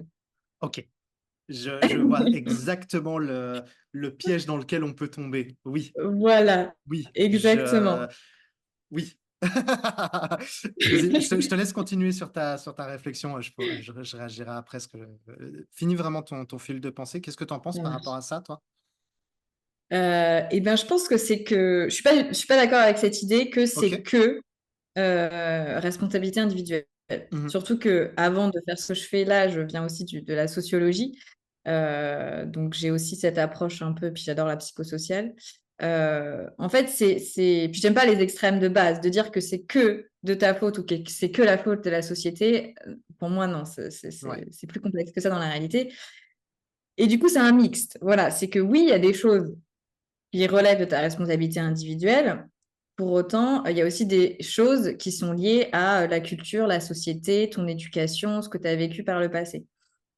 Et je pense, enfin, en tout cas, c'est ce que j'essaie de faire, c'est que de prendre en compte ça dans mes accompagnements, surtout quand on travaille sur les croyances, par exemple. Bah, il y a certaines croyances, si en fonction de, je sais pas, ta couleur de peau, de ton orientation sexuelle, de l'endroit où tu es né, bah, en fait, tu vas avoir des croyances qui peuvent être négatives ou qui peuvent être bloquantes pour toi, mais pas, Mhm. enfin, c'est lié à comment comment on t'a traité, entre guillemets, dans la société dans laquelle tu as vécu.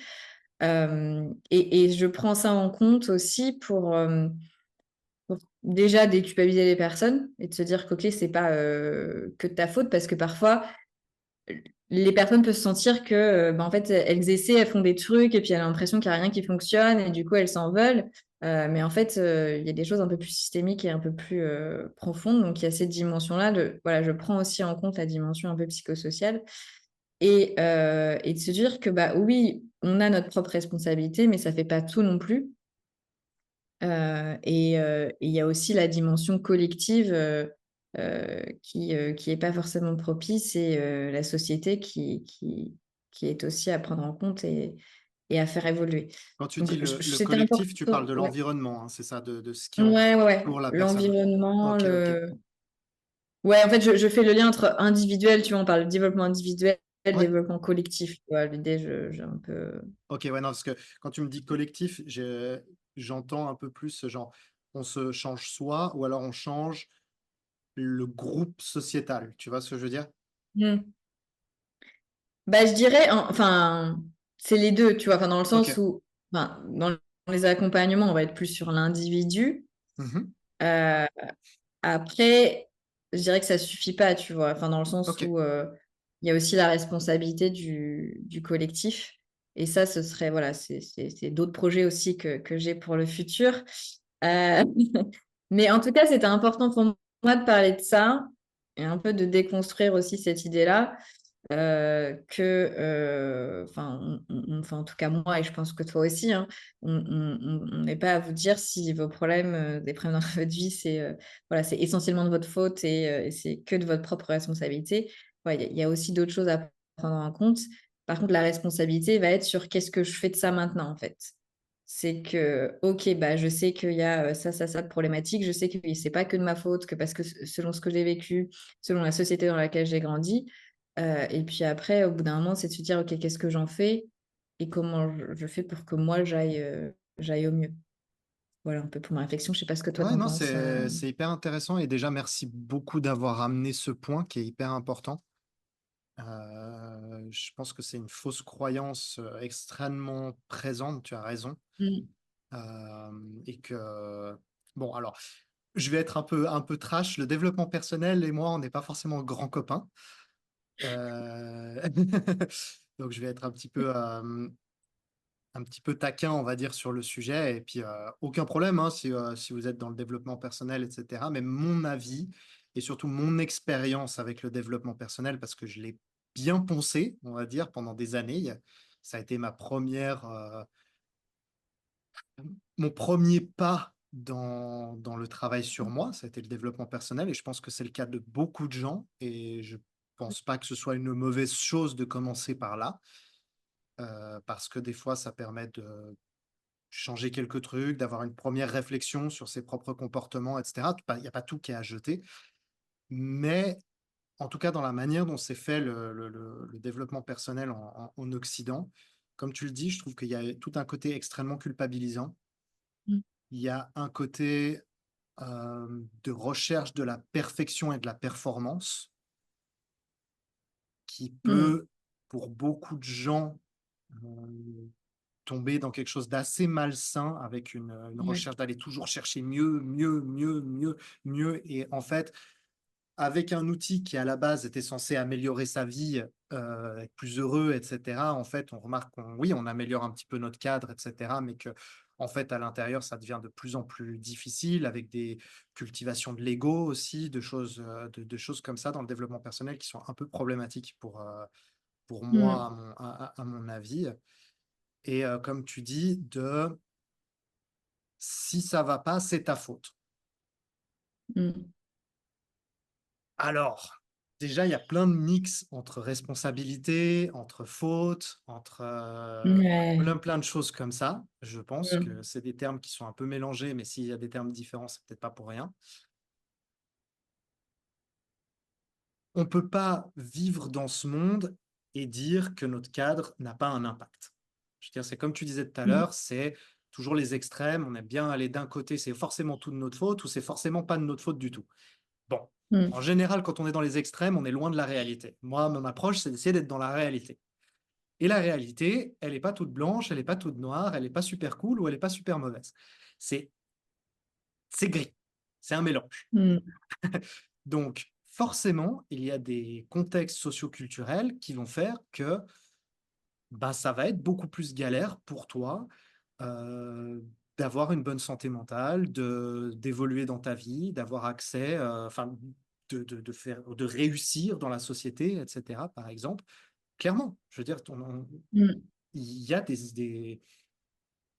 c'est pas une société qui est équilibrée. Je veux dire, on n'a pas tous les mêmes chances, on n'a pas tous les mêmes possibilités. C'est un fait. Tu nais dans une famille avec une famille négligente ou bien une famille violente ou peu importe. Je te garantis que tu pars pas gagnant dans la vie. Mmh. Ça va Mmh. être difficile. Et si ces gens-là, tu n'as pas choisi qu'ils soient violents, tu n'as pas choisi qu'ils soient négligents. Et pourtant, malheureusement, ça arrive à un moment dans ta vie où tu étais particulièrement vulnérable et sensible. Et ça Mmh. peut, c'est pas une fatalité, hein, mais ça peut impacter la manière dont tu vas voir dans la vie et te ralentir dans tes objectifs ou alors, ou alors être quelque chose que tu tires avec toi pendant une partie de ta vie, même si c'est pas une fatalité. Et c'est là où je pense que c'est Mmh. intéressant de revenir à soi, c'est que les choses qui nous arrivent ne sont Mmh. pas c'est pas forcément de notre faute. Il y a des choses qu'on subit. Notre responsabilité, elle arrive au moment où qu'est-ce qu'on en fait Mmh. de ça. Et c'est là où on peut avoir un choix et c'est là où je trouve que c'est intéressant ce côté de se dire qu'on a du pouvoir sur notre vie, c'est de dire ben, nos actions, elles sont limitées. On ne peut pas forcément tout faire. Même, je veux dire, il y a des gens qui n'ont pas les moyens d'aller voir un coach, de se faire aider, d'aller voir un psy, etc. Ou alors, elles ne sont pas nées à un endroit où c'est facile, etc. Mais ayant voyagé, par exemple, énormément, j'ai vu des gens très pauvres être Mmh. super heureux. Mmh. Ça dépend. Ça ne veut pas dire que c'est une fatalité. On ne peut pas le prendre comme excuse absolue non plus, de se dire, Mmh. bah voilà, ça c'est ma situation, elle est pourrie, donc je ne serai jamais heureux. Je pense qu'on peut se Ouais. dire, ça va être peut-être plus galère que pour beaucoup de gens. Et ça Mmh. fait chier et c'est injuste. Oui, Mmh. à Mmh. Mmh. 100%. Mais ça ne veut pas dire qu'on ne peut pas essayer d'en tirer le meilleur possible. Et je sais que ça peut paraître un peu, quand on est vraiment dedans, quand on souffre, Mmh. et cetera, on n'a pas envie de réfléchir comme ça et ça peut vite paraître culpabilisant et cetera et non, c'est très dur d'évoluer, c'est très dur de changer et moi, ça m'a pris des années de souffrance à blâmer l'extérieur, et cetera et je le comprends. Mais il y a un Mmh. moment où personnellement ma vie, elle a changé quand je me suis dit: «OK, ça c'est un fait, j'ai ces problématiques dans ma vie, qu'est-ce que j'en fais?» Ouais. Et c'est là où je pense la responsabilité vient, ça veut dire Mmh, mmh, mmh, mmh. on peut toujours essayer de faire un petit peu mieux, de faire avec ce qu'on a, même si nos actions, elles sont peut-être toutes petites aujourd'hui de ce qu'on peut faire. Mmh. Qu'est-ce que ça te parle ou bien? Ouais, ouais, tout à fait. Je te rejoins là-dessus et sur le fait que, alors surtout moi, quand on travaille sur des choses passées qui ont été vécues pendant l'enfance, l'adolescence, de se dire que oui, c'est pas de votre faute. Voilà, vous Non, avez des choses qui se sont passées, c'est des choses subies. Vous pouviez rien y faire à ce moment-là. Euh, pour autant, aujourd'hui, qu'est-ce qu'on en fait de ça? De se dire, OK, bah, tout ça, ce qui s'est passé là, c'est pas de votre faute. Et à un moment, si vous voulez aller mieux, si vous voulez vous libérer de tout ça, il y a quelque chose à faire de votre côté. Et aussi injuste, aussi frustrant, aussi énervant que ce soit, en fait, c'est aussi la réalité des choses. c'est ça. Euh, et ça, voilà, alors peut-être qu'il y a des personnes qui vont nous écouter, qui vont être en colère par rapport à ce qu'on évoque. Mais je trouve que c'est quand même important à prendre en compte, c'est que il y a une part de responsabilité individuelle, mais ça représente pas tout non plus.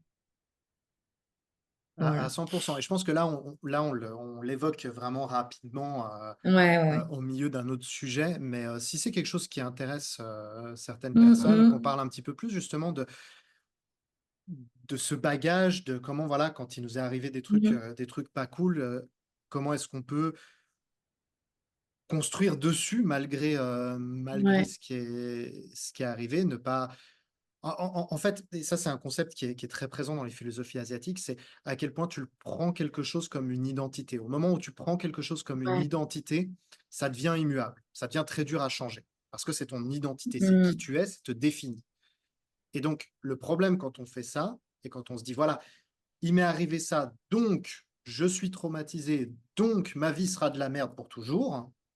Si on Mmh. le prend comme une identité, on s'en on s'enlève en fait une possibilité Mmh. d'amélioration et donc un truc qui nous est arrivé de l'extérieur et qui n'est pas notre faute et ben, en fait, on le grave dans une pierre à l'intérieur de nous et en fait, je pense que c'est cette partie qu'on peut un peu contrôler, c'est à quel point on veut en faire une gravure à l'intérieur de nous ou alors on le porte comme Ouais. un vêtement qu'on peut Mmh. petit à petit enfin, c'est peut-être pas le bon exemple, le vêtement, mais disons comme quelque chose d'un petit peu plus avec un petit peu de distance et sur lequel on Mmh. peut peut-être faire évoluer et puis peut-être effacer certaines parties, j'en sais rien, ou processer ou accepter que c'est là. Voilà, il y a différents travails qui peuvent se Mmh. faire, hein, avec les traumas et cetera. Mais ouais, très, très Mmh. intéressant, cette approche Ouais, bah, si de vous voulez, culpabilité. je pense que, enfin, la notion d'identité aussi, ça m'intéresse pas mal, donc on pourra faire un épisode là-dessus aussi. Mais en tout cas, voilà, pour les personnes qui écoutent, là, on vous introduit des sujets, comme on vous a dit tout à l'heure, on peut partir un peu. Donc, si vous voulez qu'on développe certaines choses, n'hésitez pas à nous dire. Et puis, on va pouvoir enchaîner sur le dernier point, si tu veux, Yannick. Oui, alors qu'est-ce qu'on avait noté pour le dernier point? On avait noté un petit peu des conseils pratiques pour commencer avec le coaching mental. OK. Qu'est-ce que je voulais dire par là? J'ai noté mon petit truc et je suis en train de me dire: «OK, qu'est-ce qu'on voulait dire comme conseil pratique?» Est-ce que tu as une approche là-dessus? Comme ça me fera peut-être, Ouais, ouais, rebondir. ouais. Je pense que c'est ouais, quelles pourraient être les premières choses à mettre en place ou un peu, voilà, maintenant que vous comprenez un petit peu mieux qu'est-ce que c'est le coaching mental, comment ça se différencie un peu de la thérapie ou du coaching. Euh, Moi, je dirais dans un premier temps, alors ça fait partie de la connaissance de soi, mais de commencer vraiment à s'auto-observer, Mhm. euh, dans le sens où, enfin, je pars du principe qu'on ne peut pas faire évoluer des choses si on n'a pas conscience, si on n'en a pas À conscience. 100%. Euh, donc, je pense que c'est quelque chose que, voilà, que je travaille toujours avec les personnes que j'accompagne, c'est de prendre un temps. Alors, je ne sais pas en fonction de votre contexte de vie, le temps que vous avez, mais si ce n'est pas tous les jours, si ce n'est pas une fois par semaine, de vous poser et d'essayer de voir un petit peu euh, quelles sont les pensées désagréables, problématiques qui vous ont traversé, quelles émotions vous avez ressenties quand il y a un événement qui s'est passé, qu'est-ce que ça a créé en vous, que ce soit un événement désagréable ou agréable, parce que parfois c'est aussi, voilà, on n'est pas non plus que dans des choses qui ne fonctionnent pas, ça peut être aussi intéressant. Mais vraiment de partir de votre vécu, de voir, ok, bah là il s'est passé ça, j'ai ressenti ça, j'ai pensé ça, j'ai réagi comme ça, pour commencer à essayer de comprendre un petit peu ce qui se passe à l'intérieur de vous. Et souvent aussi en identifiant certaines choses, c'est déjà une première chose aussi, ça peut déjà faire certains déclics, je trouve. Donc c'est ce que je donnerais pour les personnes Et- qui nous écoutent. et super conseil, genre vraiment, à mon avis, tu as résumé ce qu'est le coaching mental, en fait, Ouais. en quelques mots. C'est finalement un coach mental, il sert à ça, il sert à aider à l'auto-observation, hein. C'est les outils, les trucs qu'on peut aider, qu'on va mettre en place avec les personnes qu'on accompagne. C'est beaucoup, en fait, pour comprendre ce qui se passe en nous Mm. et donc faire de l'auto-observation. Et Mhm. waouh, super bien dit. Vraiment, vraiment super cool. Je sais pas quoi ajouter, c'est exactement ça. Je peux que appuyer là-dessus en disant, peut-être en ajoutant que des fois c'est cool de le noter avec dans un petit Ouais. journal, de prendre un petit moment. Alors ça correspond à certaines personnes. Moi, je sais que je suis nul aux journaux. J'arrive jamais réussi à tenir un journal comme ça. Et pourtant, c'est extrêmement efficace de pouvoir noter, observer ce qui se passe, etc. Moi, c'est vrai que j'ai un truc, je le fais de manière un petit peu plus introspective, méditative, mais le noter, surtout quand on commence, ça le rend observable. On peut revenir dessus, on peut Mhm. voir des choses qui se répètent. Et c'est un truc que j'essaie de faire et refaire, mais le journal, j'arrive pas. J'arrive pas à y mettre. On pourra peut-être en discuter une fois de ce qui me Ouais. bloque avec ce journal. Mais pourtant, c'est une super technique que je conseille énormément pour voilà, s'observer. Sinon, juste le faire le soir, prendre un petit moment, par exemple, pour repasser Mhm. un petit peu sa journée et se dire, OK, quels ont été les comportements, les choses où en fait que j'ai fait, mais que j'avais l'impression de pas vraiment être aux commandes, où Ouais. j'étais un peu en mode pilote automatique. Et comment j'aurais peut-être pu réagir autrement? Ou qu'est-ce qui quelles émotions j'ai pu ressentir dans le cours de ma journée? Je pense qu'en fait, juste commencer là, à essayer de commencer un peu cette introspection, et cetera. Comme tu l'as dit, c'est la base, en fait, de ce qu'est, de ce qu'est le coaching mental. Et même si vous n'avez pas envie de vous faire accompagner aujourd'hui et tout ça, ça, on peut le faire. Il n'y a pas besoin d'être Mhm. accompagné. C'est quelque chose qu'on peut commencer à faire par soi-même et tout le monde devrait faire un petit peu. Ça change la vie. Tout à fait. Et ben, on vous invite à commencer ça à votre rythme, et puis à partir un peu à l'intérieur de vous et à vous auto-observer. Trop bien, c'est le petit, la petite quête journalière, le petit, Ouais, la mission. c'est ça la mission. Euh, On pourrait faire ça, donner une petite mission à la fin des ouais, podcasts. de ouf. Et ben écoute, ouais, là on est en train de créer avec vous en ce moment-là Eh, la fin de nos podcasts un peu en mode. Ouais, c'est pas mal ça. Bah, écoute, c'est pas on mal, va hein? vous proposer ça. Ouais, ouais, une petite Ah ouais, ouais. mission à Bah, je faire. pense on va finaliser un petit peu là-dessus. Et juste, je repasse encore le dernier, vraiment un message, c'est on le construit, hein, ce podcast. Il n'est pas figé. Je pense que le concept, même au cœur du mental, il est amené peut-être à évoluer. en fonction, donc hésitez pas à nous faire des retours. C'est, je pense, le truc qui nous aidera le plus à construire, Mmh. un podcast qui est, ben, à votre service, en fait. Parce que le but, c'est pas juste de parler ensemble et puis de poser nos connaissances comme ça, et cetera. Le but, c'est vraiment que ce qu'on partage dans les discussions, vous ayez accès à des outils, à des réflexions, à, des conseils qui peuvent changer aujourd'hui, en fait, concrètement votre vie, en fait, et la manière dont vous gérez votre mental et dont vous naviguez dans la vie. Et je pense que c'est vraiment ce qu'on essaie de faire avec ce podcast, c'est de, parler de santé mentale pour que, Mmh.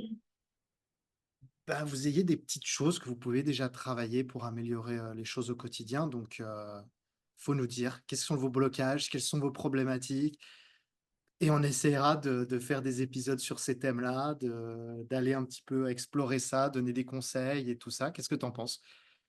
Ouais, je suis totalement d'accord avec toi et je trouve que ça rejoint bien tout ce qu'on dit depuis le début avec cette co-construction.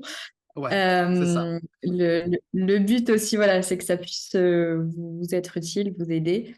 Donc voilà, n'hésitez pas à nous faire vos retours, Je que pense, ce soit en ouais, en commentaire, ouais, commentaire, et puis sinon on mettra nos réseaux, nos genre sur Insta, ouais. Instagram, vous pouvez faire Mm, des messages. mm, On mettra le commentaire en commentaire, pardon, les réseaux de Laure et puis mes réseaux, comme ça, si vous voulez nous contacter au sujet du podcast ou pour discuter, il y a pas de souci, nos mm. messages sont ouverts, email, et cetera. Il y a pas de souci.